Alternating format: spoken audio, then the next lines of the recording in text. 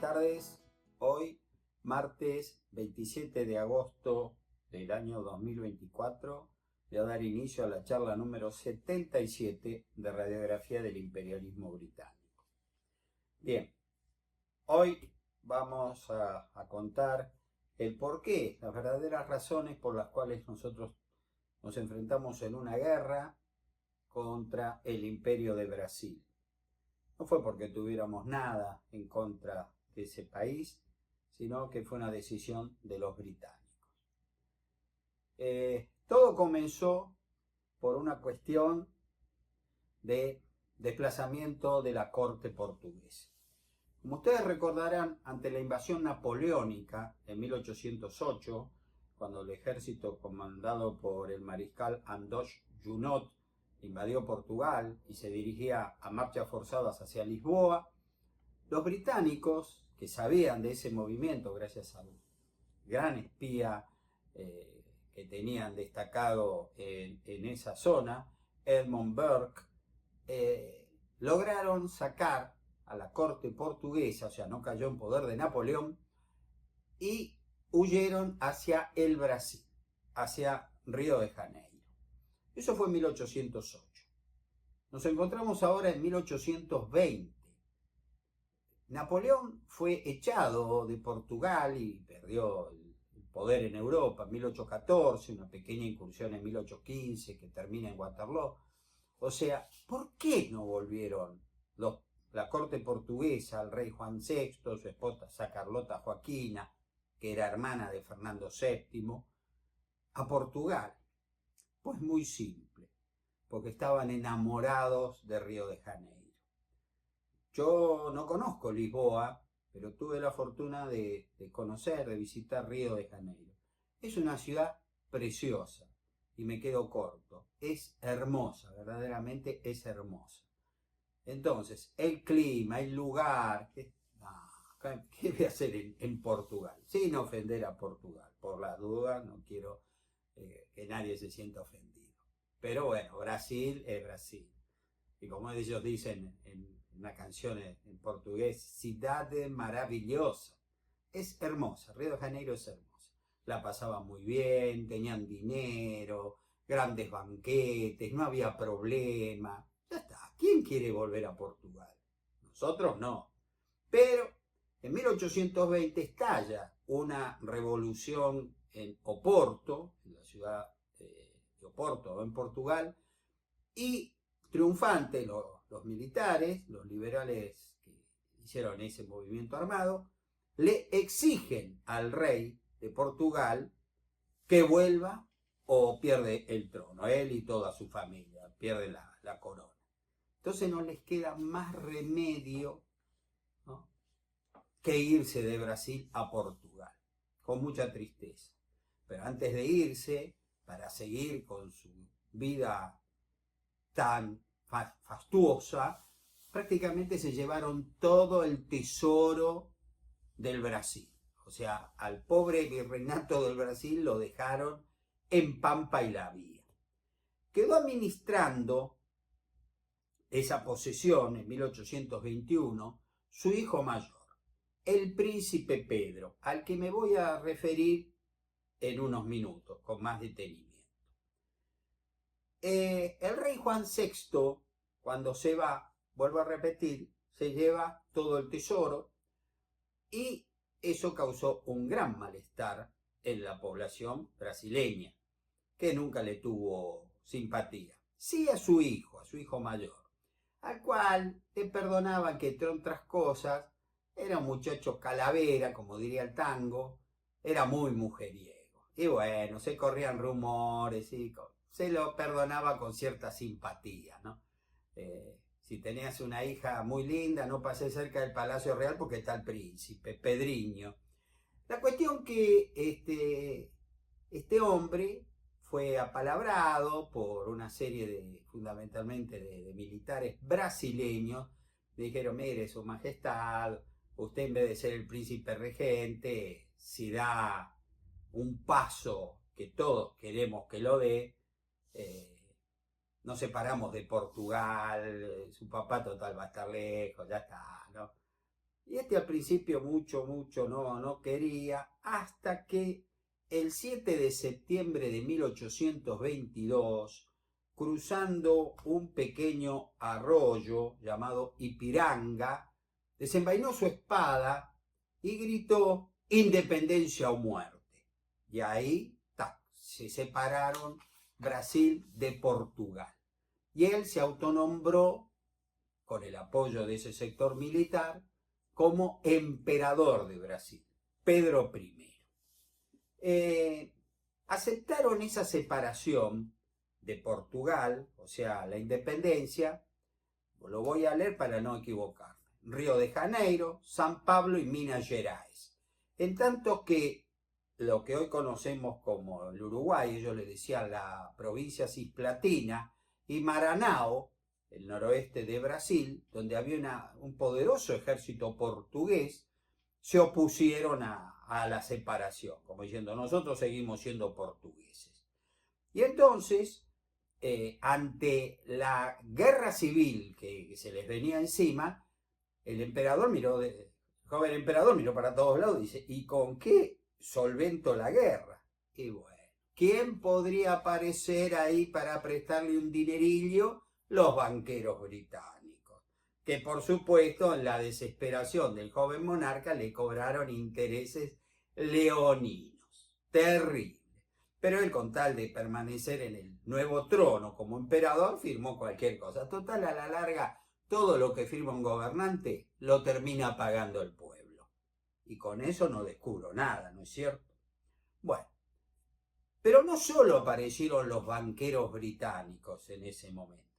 Apareció un viejo conocido nuestro, un pirata desertor que se escapó robando el tesoro del Perú y que San Martín puso a bordo ante un avance español, como lo expliqué no hace muchas charlas, y también el de particulares peruanos, que por el miedo de que su dinero cayera en manos de los realistas, entonces llevaron todo ese dinero, el tesoro del Perú, más el tesoro de los particulares, al puerto de Ancón, donde lo pusieron en varios barcos peruanos, mercantes, pero apareció este pirata, Lord Thomas Cochrane, y se robó todo.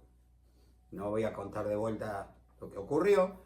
Este muchacho se escapa a Chile, está un tiempito ahí, insultando a San Martín de arriba abajo, y luego desaparece. Pero miren en qué forma sincronizada. Se va de Valparaíso, cruza el Cabo de Hornos, sube, llega al Río de la Plata y qué casualidad, porque es una casualidad. Se ha comenzado la guerra civil en Brasil. Entonces, ¿qué hace este desinteresado muchacho nacido en Escocia? Le ofrece su servicio al joven emperador, que de golpe y porrazo ve que tiene a un gran marino, porque lo era, un gran guerrero naval, con un par de barcos, que están bien armados, y por supuesto, este le dice, yo le cobro tanto. Sí, no hay problema, porque si perdía, tenía que salir huyendo a no sé dónde. Pero si ganaba era el emperador de Brasil. Y así fue como don Thomas Cochrane va a librar varios combates por la libertad de Brasil, donde es considerado una especie de héroe, como lo es considerado en Chile, pese a que fue un pirata y un ladrón, y cobra muy buenos dividendos por sus servicios a Pedro I del Brasil. Y luego que termina la guerra, yo se lo estoy haciendo muy sintético, por supuesto en la obra esto está bien desarrollado, bien especificado. Oh, qué casualidad, se nos va a Grecia.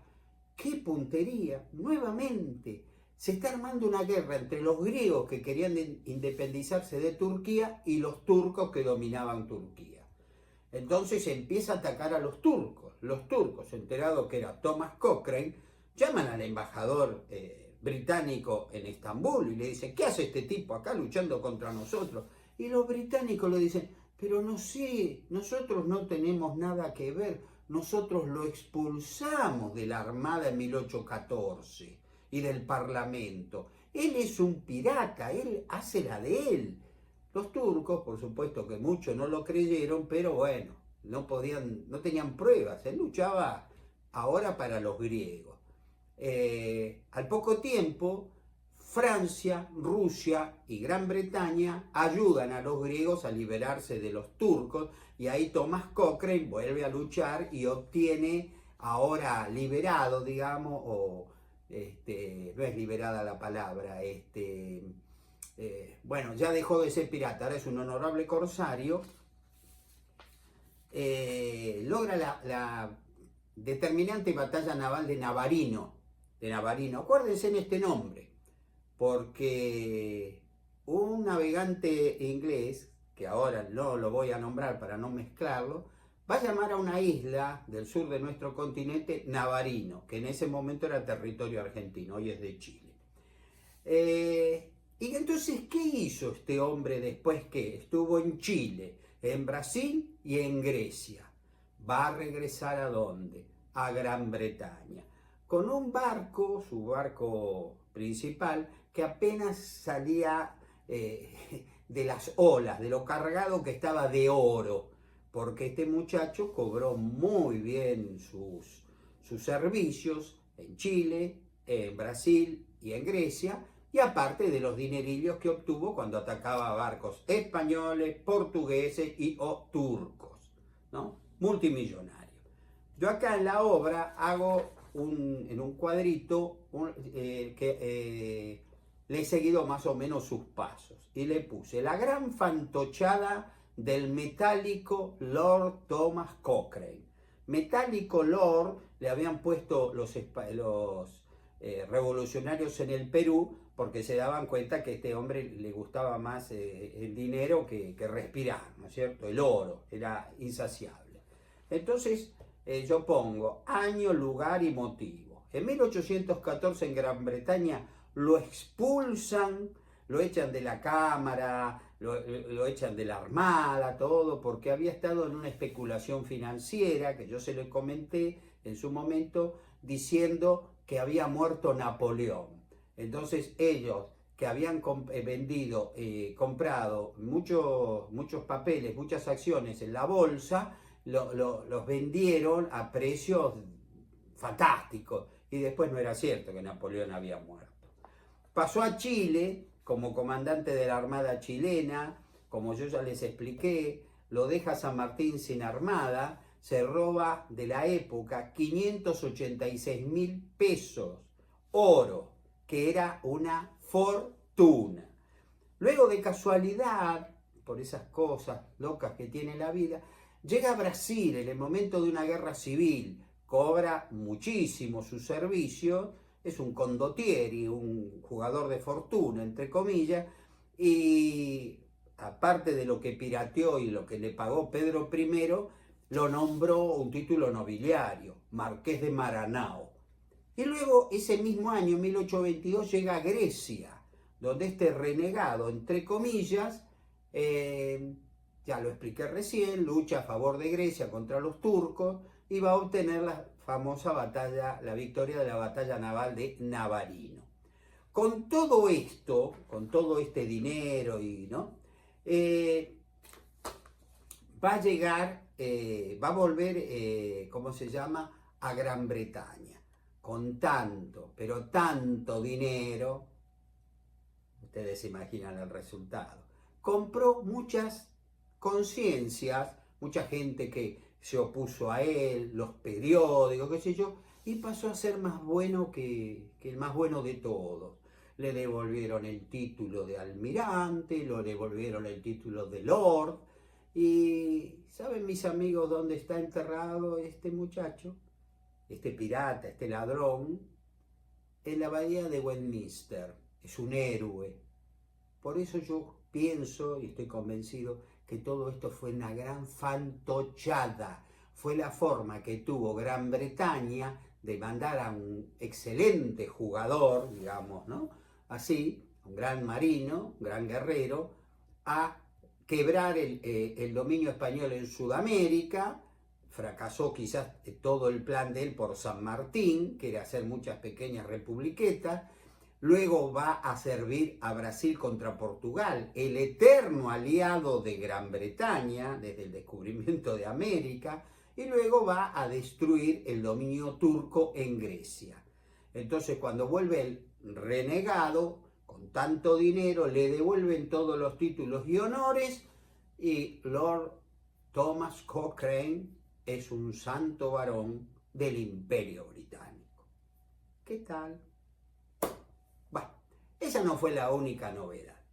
Cuando empieza la guerra de la independencia de Brasil, la guerra civil, yo le dije que las provincias cisplatinas, lo que hoy es la República Oriental del Uruguay, se estaba del lado de los portugueses. Y ahí tenían muchas tropas y encima tenían a un hombre, a un militar muy capaz, que era el mariscal Carlos Federico Lecor, un hombre que había luchado contra Napoleón. Bueno. Y claro, los brasileños tenían miedo de atacar Montevideo, donde vivía Lecor desde 1816, estamos en 1822, pero de pronto, ¡ay, increíble! Una noticia. Lecor dice, yo durante todos estos años he hecho muchos amigos aquí en la provincia cisplatina, banda oriental del Uruguay, y no quiero participar, no quiero derramar sangre de amigos. Por eso, con todo el dolor del alma, yo me vuelvo a Portugal. Pero se fue pobre, Lecor, no, se fue con mucho dinero. Y ahora sí voy a leer un documento que es muy importante, que lo descubrió quien otro, que ese gran patriota, como ya les dije, que fue el ingeniero Raúl Scalabrini Ortiz. Y el documento dice así: en la sala de la Cámara de Representantes de Buenos Aires se explica un documento un documento bancario que tiene que ver con el Banco de Descuentos o Banco de Buenos Aires. Cuando los patriotas de Montevideo, prevaliéndose o aprovechando de la división que había entre las tropas brasileñas y las portuguesas, obligaron a salir al general Lecor fuera de la plaza, esperando por ese medio y otros conseguir y recuperar su independencia, es decir, su adhesión a Buenos Aires. Entonces, una casa extranjera, que no existe ya en Buenos Aires, se comprometió con el general Lecor a darle una suma mensual en onzas de oro. ¿Y de dónde creen ustedes, señores representantes y compatriotas, que se sacaba ese dinero, ese oro? Del Banco de Buenos Aires, descontando letras en él, tomando billetes y después cambiando los billetes por onzas de oro. El hecho es que los directivos del Banco de Buenos Aires contribuían de ese modo indirecto a continuar nuestra esclavitud y la de nuestros hermanos orientales. ¿Y qué se contestaba? Nosotros no tenemos nada que ver con eso.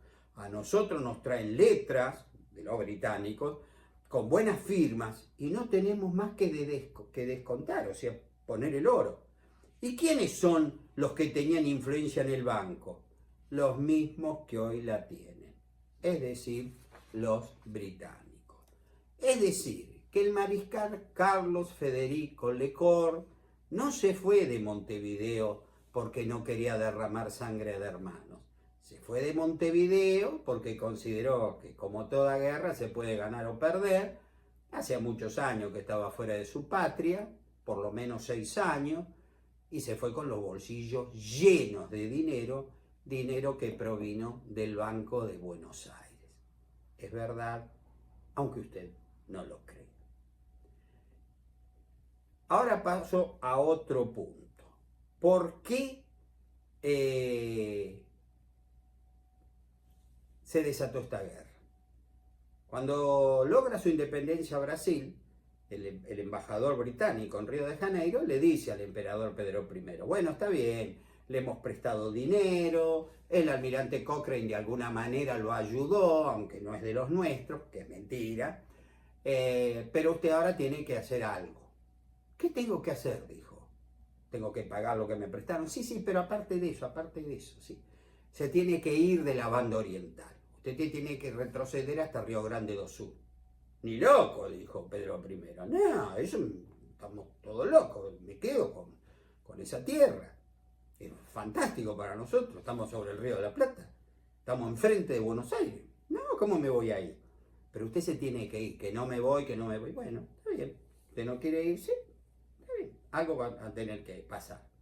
Y va a pasar que un grupo de 33 hombres, los llamados 33 orientales, van a desembarcar en la banda oriental y van a la playa de La Agraciada y van a declarar que ellos se unían a las demás provincias argentinas, a la República Argentina. Poco tiempo antes, uno de los hombres que pagó, que financió a los 33 orientales, la empresa, mejor dicho, de los primos, eran todos primos de Juan Manuel de Rosas, Juan José y Nicolás Anchorena y otros hacendados, fueron los que pusieron el dinerillo para que los 33 orientales pudieran llegar a la banda oriental con bastante armamento. Rosas había ido ahí, a la banda oriental, supuestamente para ver si por ahí podían crear vacas. Sí se pueden crear vacas, no era necesario eso, pero las estancias que había, todo. Los brasileños, los portugueses en ese sentido no se opusieron, los brasileños tampoco, porque entraba capital, entraba dinero, que siempre es importante. Pero en sí, Juan Manuel de Rosas lo que hizo fue tomar contacto con muchos patriotas orientales y más que nada se puede decir que hizo una misión exitosa de espionaje.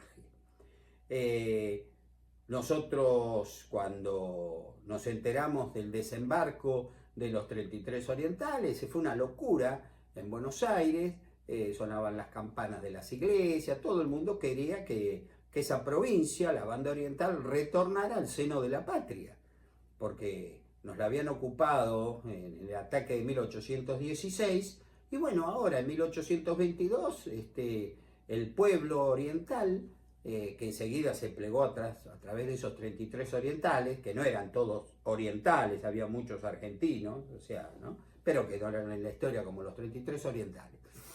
Pero Brasil, cuando sintió eso, que venía, que nosotros estábamos tan contentos y todo eso, exigió al gobierno argentino que por supuesto le cortara toda la ayuda a esos hombres. Y como Argentina en el fondo no lo hizo, no pudo o no quiso seguramente, nos va a declarar la guerra. Encima hubo una victoria que obtuvieron los orientales, que fue muy importante, la batalla de Sarandí, en que ellos, luchando con las espadas, solamente porque un general uruguayo, Fructuoso Rivera, dio la orden de, ¿cómo se llama?, carabina a la espalda y sable en mano. Se luchó a sable nada más contra los brasileños. Recuerda la batalla de Junín, que yo se las he relatado, en el Perú, el éxito del coronel Isidoro Suárez, luchando contra los españoles, que fue la única batalla de la Guerra de la Independencia que se luchó a sable y lanza. Enterados en Buenos Aires de la victoria, ya la presión popular era cada vez mayor y llegó un momento en que nuestro Congreso aceptó la llegada de 2 diputados de la banda oriental, de la provincia cisplatina, como le decían los brasileños ahora, ¿no? Ese nombre se lo dieron los portugueses y ahora la mantenían los brasileños. Bueno, enterado de esto, el imperio nos va a declarar la guerra. Entonces, y eso fue el 10 de diciembre de 1825 y nosotros hicimos otro tanto el 1 de enero de 1826. Si ustedes piensan que la guerra de la independencia sudamericana contra España finalizó el 8 de diciembre de 1824 en Ayacucho, Perú, y el 10 de diciembre el Imperio de Brasil, de 1825, nos declaraba la guerra, tuvimos un año solo de paz. Después de 14 años de combatir contra España, ahora enfrentábamos a un imperio poderosísimo comparado con lo que era la República Argentina. Bueno, yo en estos minutos que faltan, en el capítulo 71 de Radiografía del Imperialismo Británico, analizo los principales personajes y hechos acaecidos antes de una guerra pergeñada por y para el beneficio del imperialismo británico. Y voy a empezar por Pedro I, el enamoradizo emperador del Brasil. Bueno, este joven monarca había nacido en Lisboa en octubre de 1798. A los 9 años llega al Brasil con su familia en 1808, escapando de Napoleón, como lo he contado, y de jovencito nomás, este hombre tuvo 2 pasatiempos: pasarla muy bien y enamorar a todas las mujeres habidas y por haber a su alcance. Por eso, los padres, temiendo de que tuvieran a un pequeño Casanova, buscaron la forma de casarlo y que madurara. Les quiero contar, entre los antecedentes penales, digamos, de este joven monarca, que era nieto de María Luisa de Parma. Ya no se acuerdan quién fue. Era la infiel esposa de Carlos IV de España. ¿Sí? Esta mujer, que como ustedes recordarán, tuvo un favorito, Manuel Godoy, ¿no? Que era el amigo de Napoleón. Bueno, esta mujer tuvo hijos con Manuel Godoy, Carlos IV era un badulaque. Bueno, luego de entre todos los hijos que tuvo con su esposo, con Carlos IV, o a eso al menos creemos, nace una niña, Carlota Joaquina, que no era nada agraciada, pero era princesa y luego reina. Y siendo princesa, casada por una cuestión de política nada más, con el rey Juan VI de Portugal, ambos dos tuvieron sus aventuras. Y ella fue muy, muy famosa en Río de Janeiro porque ella vivía en un palacio y el marido vivía en otro. Ella vivía en el Palacio de Botafogo, en el sur de Río de Janeiro. Y ahí era cualquier cosa. Es decir, fue amante de un almirante inglés, de un vendedor de esclavos, de un cafetero, no uno que vendía café, uno que tenía cafetales, ¿no? Lógicamente, nunca pobre. Pero bueno, y de todos sus amoríos, ¿no? Fue muy famosa. De ahí viene, de la casta viene el galgo, la abuelita, la mamita, Pedro I.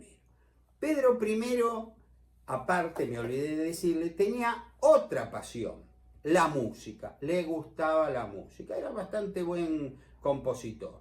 Pero no tocaba la guitarra como cierto personaje contemporáneo. No. Tocaba el piano y era bastante bueno.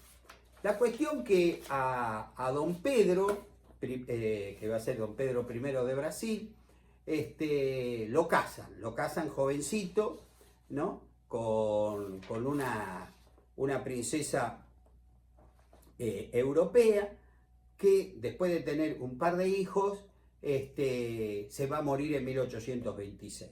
Pero mientras estaba casado, don Pedro I, un personaje de aquellos, él tenía varias amantes al mismo tiempo. Y hasta los nombres están todos detallados, pero yo no se los puedo decir porque no da el tiempo, y aparte no significa nada. Esto lo tienen que leer y volver a leer, porque si no es increíble, porque esto parece algo como que no puede ocurrir. ¿Cómo un gobernante va a estar de vida loca permanentemente? Sí, pero ocurrió. Llegó a tener a 2 hermanas de amante. Y con cuestión de poca diferencia de días, esas 2 hermanas tuvieron hijos de Pedro I. Y bueno, coleccionaba sus damiselas. Las muchachas que pasaba por la corte o alguien que él veía, vamos a palacio. Era increíble e insaciable. Y aparte, verdaderamente un caradura de aquellos. Se entera, por los barcos ingleses que iban y volvían de Europa a Río de Janeiro, que ha muerto su padre, Juan VI, y que entonces asumió su hermano como rey de Portugal. Pero ante su sorpresa, se murió el hermano. Entonces había otro que podía ser candidato al trono. No. En plena guerra con Argentina, se manda a mudar a Portugal a reclamar el trono. En Portugal, cuando lo reciben, le dicen, pero usted no nos sacó el Brasil, no se hizo nombrar emperador de Brasil y ahora viene por el reino de Portugal. ¿Quién lo entiende? Bueno, sí, pero en fin, bueno, como la cosa venía bastante mal, dijo, bueno, está bien, yo me vuelvo al Brasil, pero dejo a mi hija, una de las hijas que tuvo con la princesa, una hija honorable, digamos, que va a ser la reina futura cuando sea mayor. Y para no pelearse con otro hermano, le dice, cuando ella llegue a una edad conveniente, vos te casás con tu sobrina, ¿no? Y ahí sigue la casa Braganza funcionando. Bueno, don Pedro IV de Portugal, entonces vuelve a Brasil, y en Brasil, imagínense con el cariño que lo recibieron, dijo, pero nos dejó abandonado en plena guerra, se fue a Portugal a reclamar el trono, y como allá iba a haber una guerra civil, vuelve ahora como emperador de Brasil. Este personaje, este verdadero, discúlpenme la expresión, no me sale otro, este cachivache fue el primer emperador de Brasil. Que un hombre, siendo gobernante, lo único que le interese es la juerga, la bebida, los bailes, la música y fundamentalmente las mujeres, es algo que, bueno, Dios mío, menos mal que en esta época no se dan ese tipo de cosas. O sí se dan. Quizás yo estoy un poco confundido. Claro, porque estoy tan inmerso en la historia que últimamente no leo los diarios. No estoy actualizado. No sé, quizás alguno de los amigos que me sigan me pueda ilustrar. Pero yo creo que esas cosas hoy no ocurren. ¿O estoy equivocado? Bueno, se nos ha acabado el tiempo, mis amigos. En la próxima voy brevemente a contar quién nos gobernaba a nosotros, cómo se movieron los británicos y entramos en la guerra contra Brasil. Una guerra que generalmente los argentinos no conocemos, no registramos y que fue verdaderamente heroica y que nosotros no perdimos un solo combate terrestre y solo cuando ya no nos quedaban barcos, los brasileños pudieron anotarse una semivictoria, porque tampoco fue una victoria absoluta. Como siempre han sido ustedes muy amables, les agradezco mucho todos los mensajes que me hacen llegar porque me ayudan a ir mejorando. Nada más, tengan ustedes muy buenas tardes.